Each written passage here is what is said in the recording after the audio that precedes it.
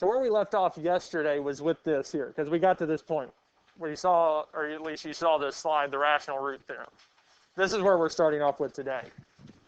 Now, what the rational root theorem is and what it gives us is all of the possible rational zeros that could exist. So if it is a rational zero, if the polynomial function, whatever it is, has rational zeros, this formula, this here, will give us all the rational zeros. Well, all of the possible rational zeros. So it will give us more rational zeros than exists. Okay? Because I have done one, and I've set some up for the pre-calculus class. This is above what we would do in here. That ended up giving us over 140 different possible rational zeros. That took us over a half hour to get them all written down. And it only worked out that there was 4 actual values of x that would make it 0. Okay? Now, we're not going to get something that big to come up because it's just dealing with the factors. But this here will give us any possible rational zero, any zero that can be written in the form of a fraction. Okay? Now, how we find this is dealing with P and Q. P is the factors of the constant term.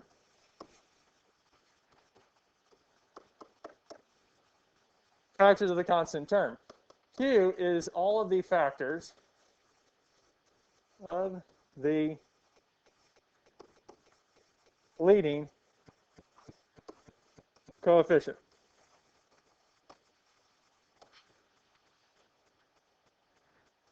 And they're going to be written in the form of P over Q, or plus or minus P over Q. So what we're going to do to find all the possible rational zeros is we're going to take the factors of the constant term and divide them by the factors of the leading coefficient. And that'll help us and give us all of the possible rational zeros that exist. All the possible values, all the possible whole numbers or fractions that we could have that would make the function equal 0. Now again, this is possible.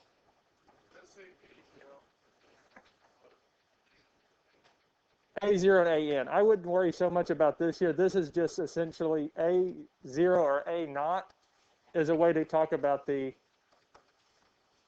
constant. Ln is our leading coefficient. It's a way that we define it.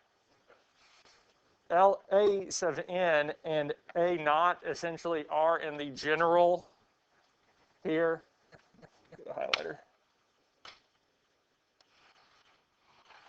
This equation here, when we talk about the general polynomial, higher degree polynomial function, that's what it's talking about. Since x to the n is the highest exponent we could have, a sub n is the biggest number. It's the number in front of it. A sub 0 or A0 is the constant term. It's just talking about the general sense. So really, we're talking about really P and Q, factors of the constant term over the factors of the leading coefficient. Now, this is like a lot of words, but let's actually look at an example, because once we look at an example of this is going to make more sense. So if I want to find the possible rational zeros, when I look at this here, the first thing I'm going to do is I'm going to take the factors, well, let's not use a highlighter, of P. Well, our constant term for this equation here is 20, yes? The constant term is 20. The number without a variable is 20. So what we want to do is we want to find the factors of 20. Well, that would be 1 and 20. I put some space in between them just to make sure I have room for all the factors.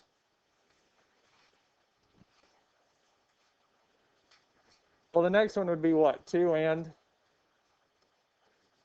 10.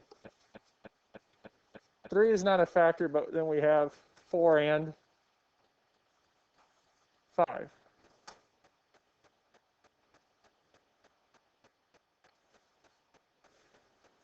So all the factors of P, all the factors of 20, are 1, 2, 4, 5, 10, and 20. Those are just the factors of 20. We just want to list all of them.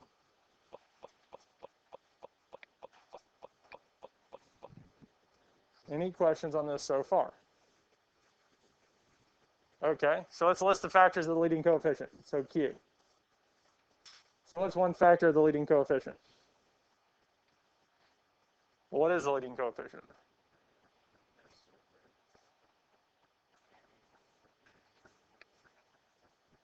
One.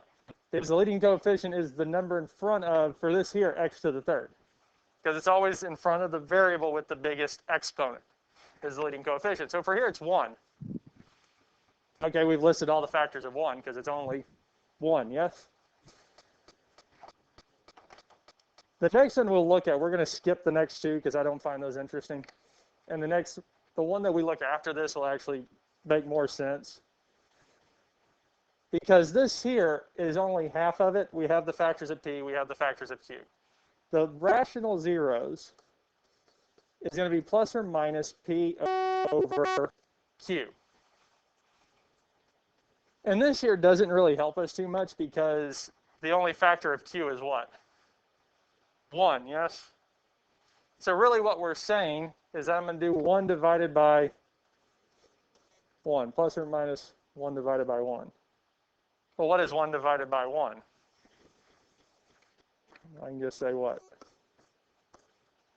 1.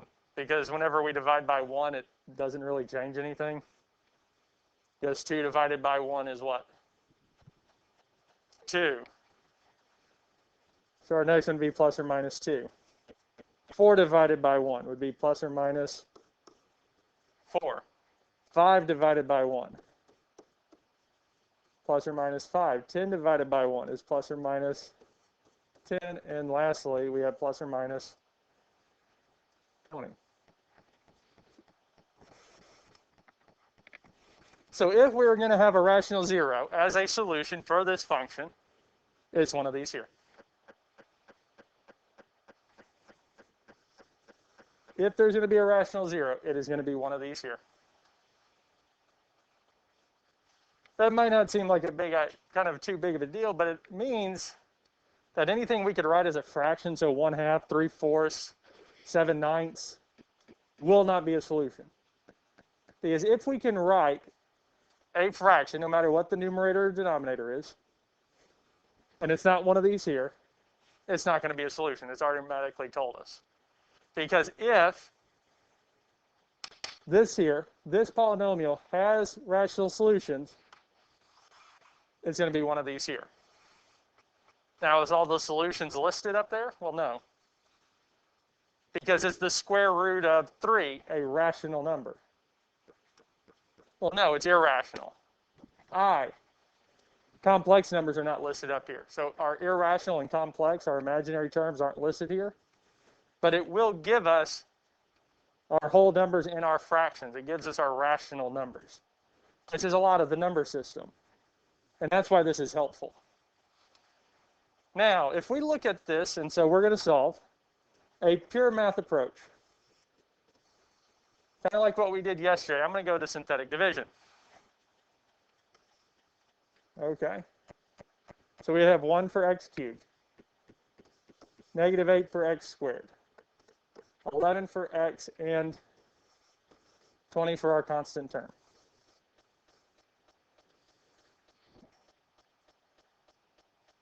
We drop the 1. So we said that all of these are our rational numbers, our plus, or all of these here are all the possible rational numbers, the possible rational solutions for this here. I'm going to start with 1.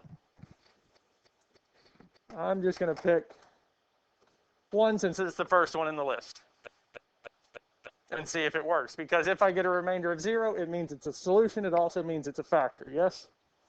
Well, if it's the remainder of 0, it's a factor. If it's a factor, it's a solution. So it works.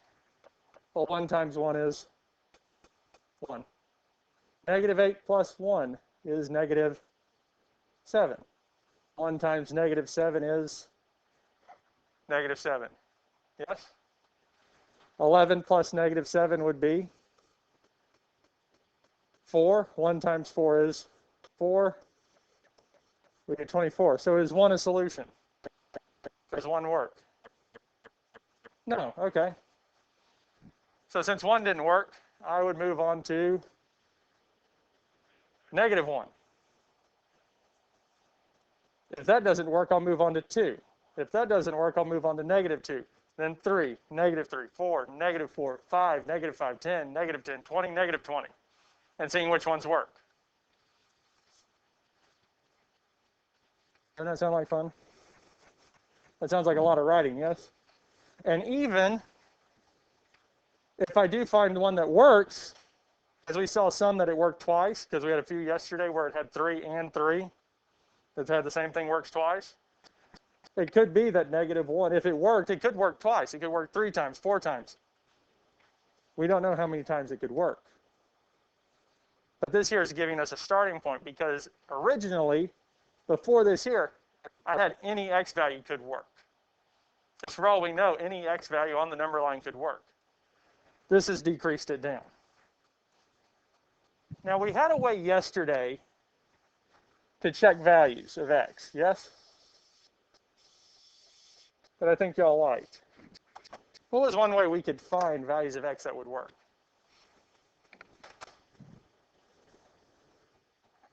Yes.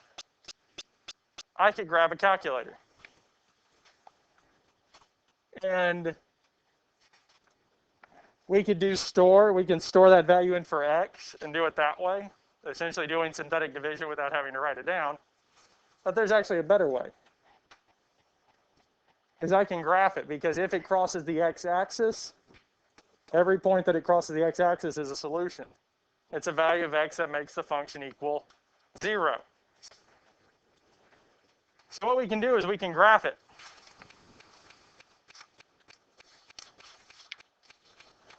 So we would type it in as x to the third minus 8x squared plus 11x plus 20. And once you get it typed in, hit graph. Make sure if you use what I call the caret key, this key here to do exponents, that you don't write everything in the exponent, because I've done that on more than one occasion if I'm not paying attention. So once you get this thing typed in, go on and graph it and see what we get.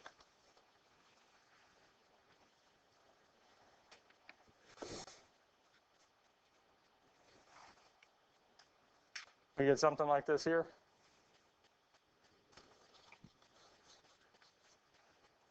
Well, hey, look, one of the spots where it is 0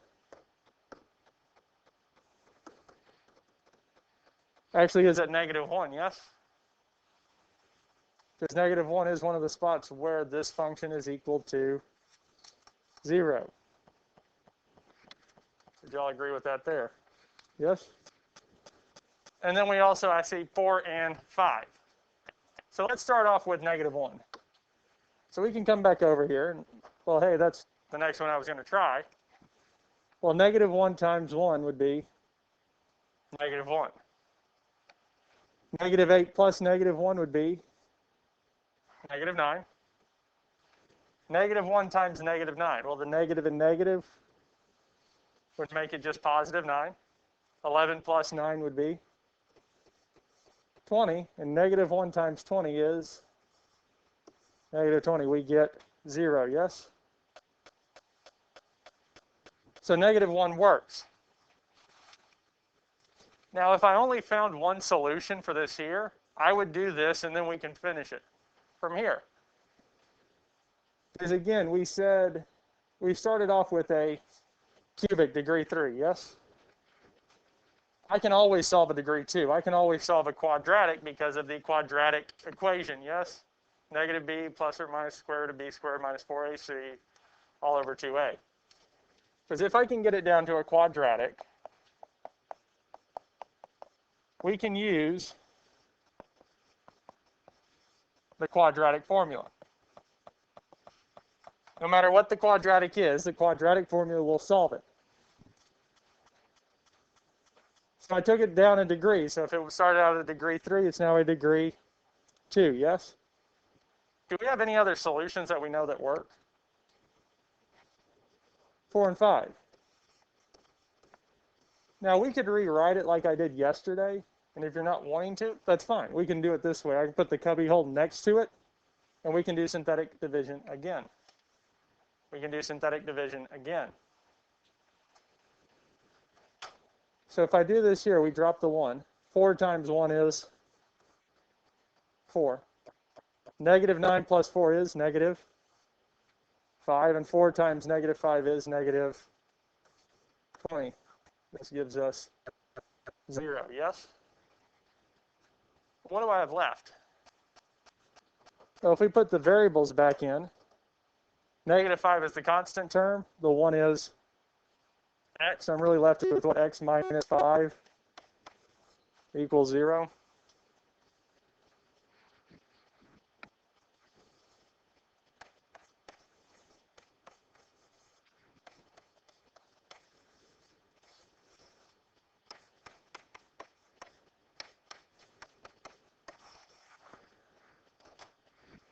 And we're done.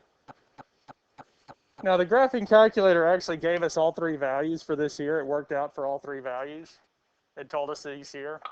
Dylan Davis, you're needed at the high school office. And this is it here, because it gave us these 3 values. And that's it. Those are all the values. So we're done here. Okay? Now the fundamental theorem of algebra, which we will start tomorrow, it'll be tomorrow and Friday, will be a method that actually tells us a way to know if we have everything. It's a way to tell us how many solutions we're going to have, so we know when we're done. And here, we're done. This is actually it. These are the 3 that we need. Any questions on this here? Are we good with this here? Yes? Okay. I don't care about these 2. I want to look at this one, because this one's more interesting than those 2.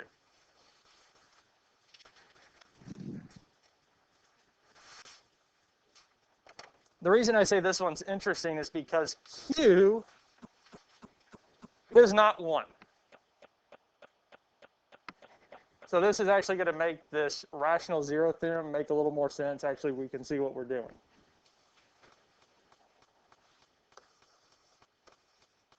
And once we find the rational zeros, then we can go about finding the solutions. What values of x will make this function equal 0? So let's start off with the factors of p, our constant term. Well, the constant term for this here is 12.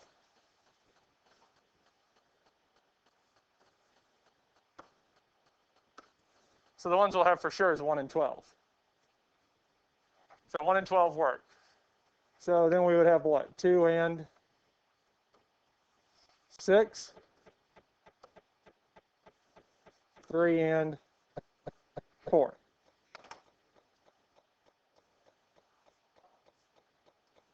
So all the factors of 12 are 1, 2, 3, 4, 6, and 12. Those are just the factors of 12. Would we agree with this here?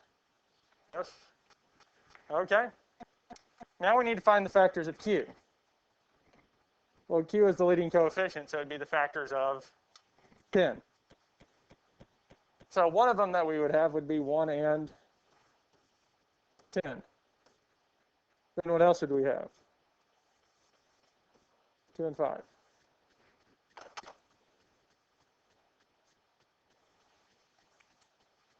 And it works out those are the only factors of 10. Because the only factors of 10 are 1 and 10 and 2 and 5.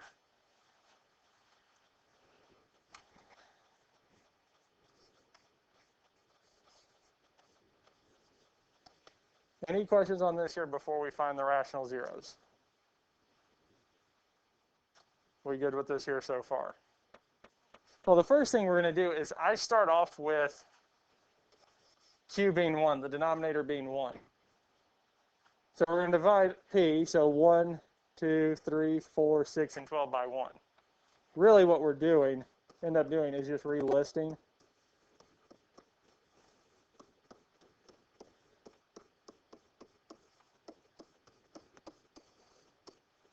P's factors, because anytime we divide by 1, we get whatever the number we started with. Because dividing by 1, just like multiplying by 1, doesn't change the number. So that took care of that. Now I move on to 2, where Q is 2. So we're going to divide each value of P by 2. So we have 1 divided by 2. which will be 1/2. We'll leave it as a fraction. So 1 divided by 2 is first. Okay, that's fine. 2 divided by 2. What is 2 divided by 2? 1, yes? Do I have 1 listed up there already? Well, yeah, we have it right here. Plus or minus 1.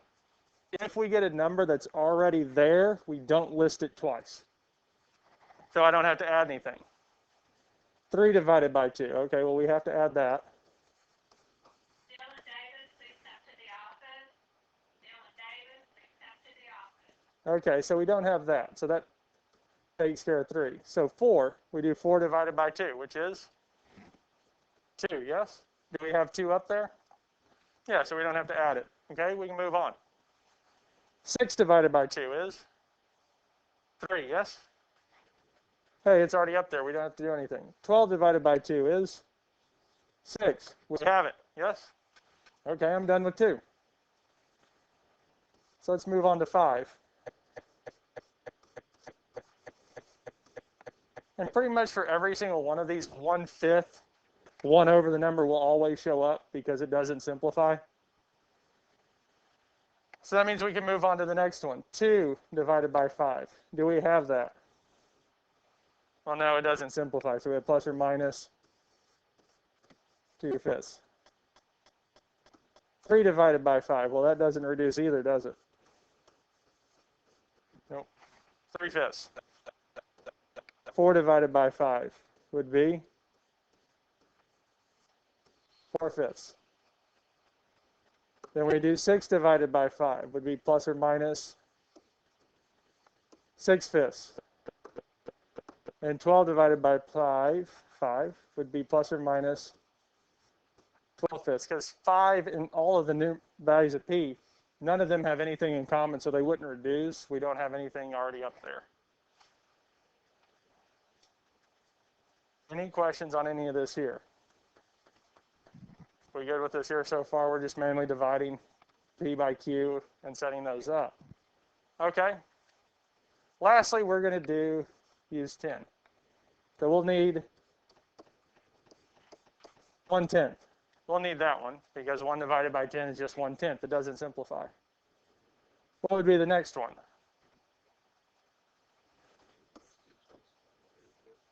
We have that, yes?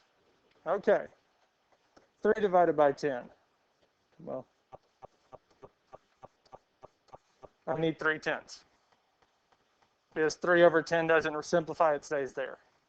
How about, so the next one would be 4 over 10. 2/5, we have it. 6 divided by 10. And 12 divided by 10. 6/5.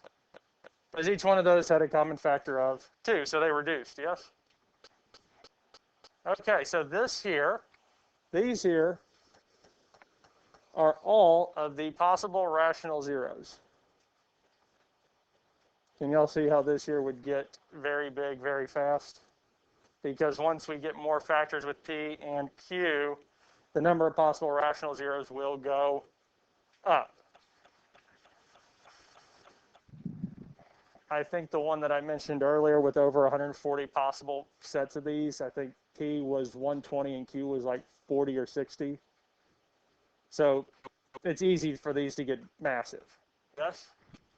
Now, at this point here, we can again use essentially the pure math way of doing this, and that'd be really starting at 1, -1, and going through all of these here.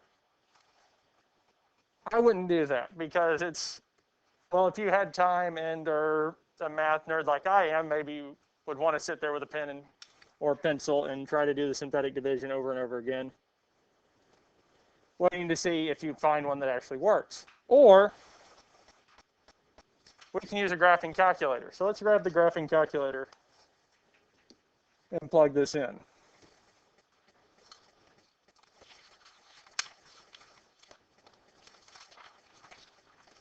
Since y'all have it on your note sheet, go on and type it in.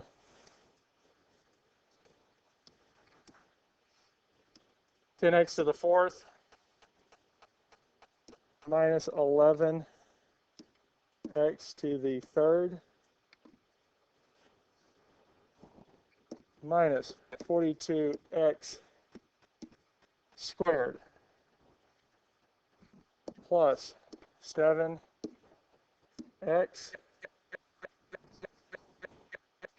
plus 12.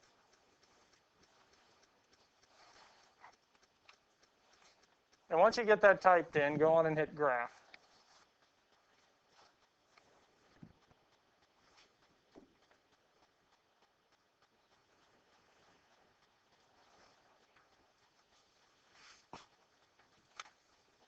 Y'all got something like this here, yes? So it might be hard to see where it crosses, so you can do second table and see if we find any values.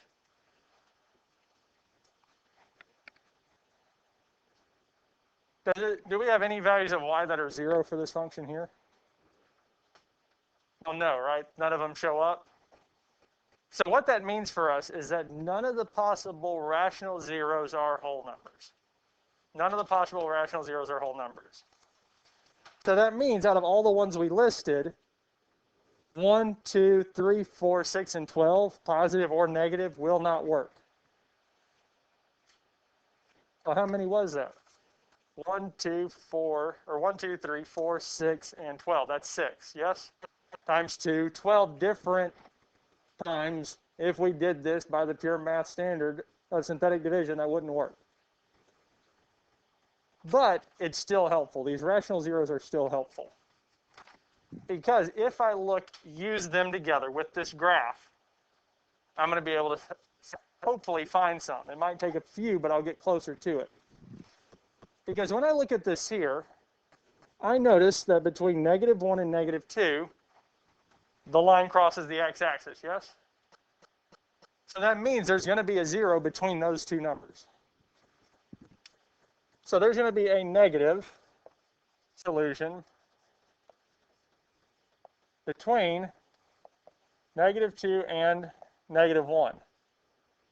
I'm going to make a kind of little side note that it's closer to -2. Would y'all agree with that? That this line crosses a little bit closer to -2 than -1? Yeah, it looks like that, yes? So I leave that as kind of a hint to myself. Now we also have it crossing between -1 and 0. Yes. Yeah, they're a little bit jagged. And it's just because it's hard. This line is going almost straight up. It just has issues with actually drawing a curve. Because of the pixel size of the screens and displays, it isn't a fine enough or strong enough resolution to show that gradual curve. So it has to be that kind of block. So we have this one here. Now this is kind of the next 0 that's between -1 and 0. Would y'all say that's kind of close to between those two? It's kind of about halfway. So I'll say halfway. Now we have some positive spots because it crosses on the positive x side. But one of them's between 0 and 1, yes? On that x-axis, so we have between 0 and 1. I'd say it's closer to 1, yes?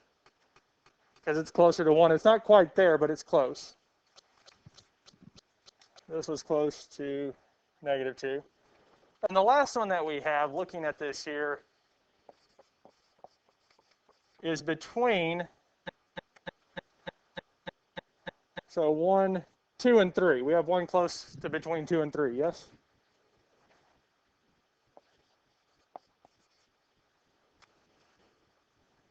Because this here is 1, 2, 3, so we have another spot over here that's close to between 2 and 3. And it looks to be a little bit closer to 3. Okay.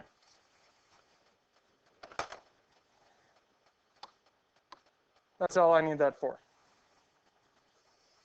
And I wrote this stuff down kind of like mentioning where those cross because I don't want to jump between the graph or graphing calculator and the screen. I don't want to be jumping back and forth.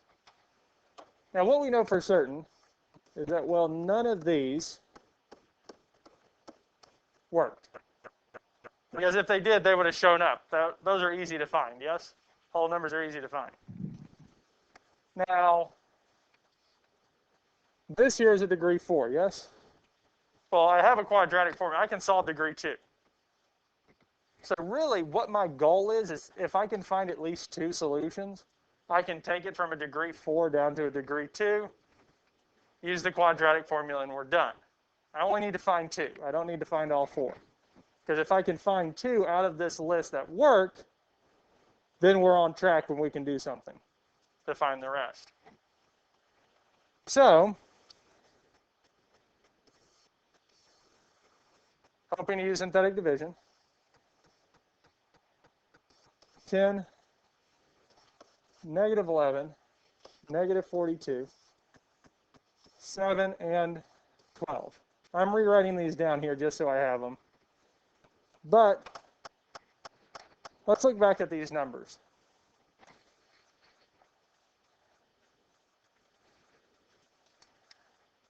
Now, when it crossed between negative 1 and 0, it was pretty close to halfway, yes? On your screen, it looked like it was about halfway.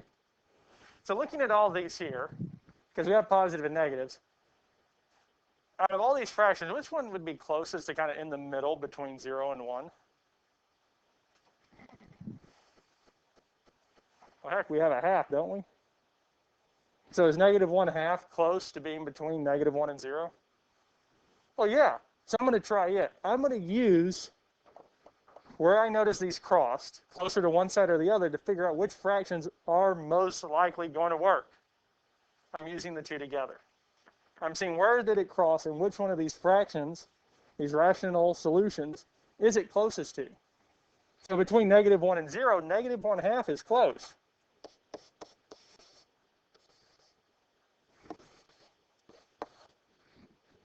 So I'm going to take it with the synthetic division and see if this works. If I get a remainder of 0, negative 1/2 is one of our solutions. So I bring down the 10. Negative 1/2 times 10 is going to be negative 5. Okay. Negative 5 plus negative 11 would be negative 16. What is negative 1/2 times negative 16? Well, the negative and negative make a positive, yes? Well, negative 16 times negative 1/2, which would be 16 over 2, which is 8. Or essentially, we're dividing by 2. Negative 42 plus 8. It's going to be negative 34, and we can do this in a calculator. Negative 30 or negative 42 plus 8. It'll give us our number. And really, I would do this all in a calculator because we could do negative 42 plus 8. It gives us negative 34. Yes. And then what do we do next? Times negative 1/2. If we multiply this by negative 1/2, well, a negative and negative give us a positive, and it'd be 17. Plus 7, because we're adding it to it, which would give us 24. Then I can hit times negative 1/2, enter, and get, which gives us 0. So that worked, because when we looked at the graph and the possible rational zeros, it gave us an idea of what one might be, combining the two. So out of all these here, so this one here, you got it.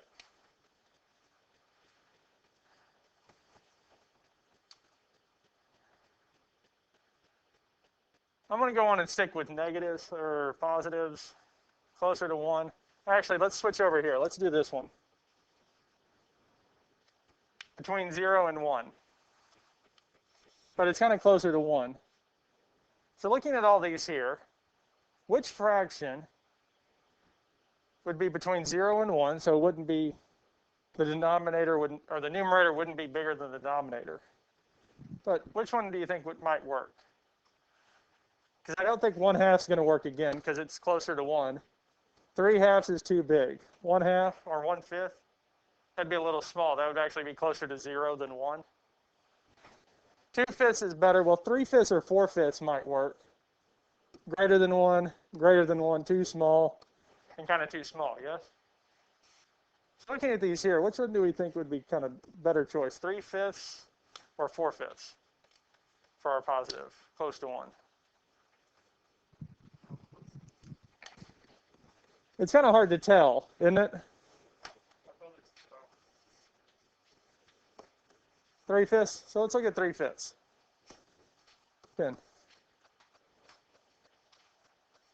But hopefully it's going to be one of these, because if it is, we've got a quadratic and we can solve. Well, 3/5 times 10 is going to give us 6.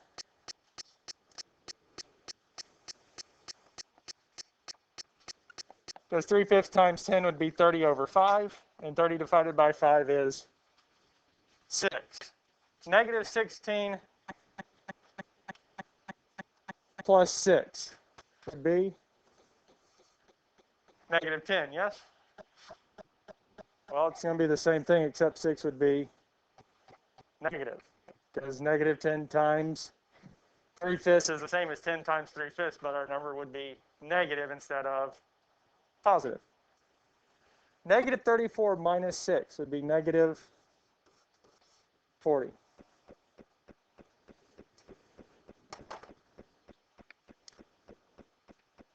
So 3/5 times negative 40. Well, 3 times negative 40 would be negative 120 divided by 5. 5 goes into 10 2 times. And then we have 4. And this would be negative because the 40 is negative, which gives us 0. So we found 2, yes? How many do we want to find? 2, correct? Now, I could keep going if I wanted to and try to see if I could find one that works between negative 2 and 1, that's closer to negative 2, or between 2 and 3, that's closer to 3. And we can keep trying these here. But since I noticed that this here, if we plug the variables back in, that I have 10x squared minus 10x minus 40. This here is a what? A quadratic, yes? Because if I come across a problem like this here where I'm having to check a lot of numbers, I don't know what they all are. As soon as I hit a quadratic, I'm stopping. Because the amount of time it's going to take to check through the rest of them to see if they're close to these 2 points is going to be more time and less certain than it is to just plug this into the quadratic formula. Because the quadratic formula works every single time, no matter what the numbers are. So we'll plug it in. Well, negative b, negative 10 would be positive 10. Inside we have b squared, so negative 10 squared, minus 4 times a, which is 10, times c, which is negative 40, all over 2a. A is 10, so it'd be over 20. Any questions on how we got these numbers plugged in? Any questions on any of this here so far? We're good with this here? Okay, we have 10. Now if we plug everything inside the radical into a calculator, we should get 1700. Because 10 squared is 100. Negative 4 times negative 40. Well, 4 times 4 is 16. So it'd be 160 times 10 is 1600. Plus 100 should give us 1700. If we type it in, we should get 1700. Now, if we simplify this radical,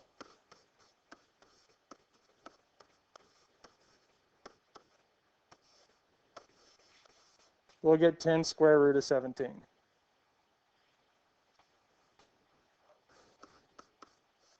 And if we simplify and factor out, because there's a common factor of 10 in the top and bottom, we actually get this here. Now that square root of 17, would that ever be a whole number? No, that's an irrational number, yes? It's a non-repeating, non-terminating decimal. So even if I split this up, would there have been any possible way for me to write this as a fraction? Well, no.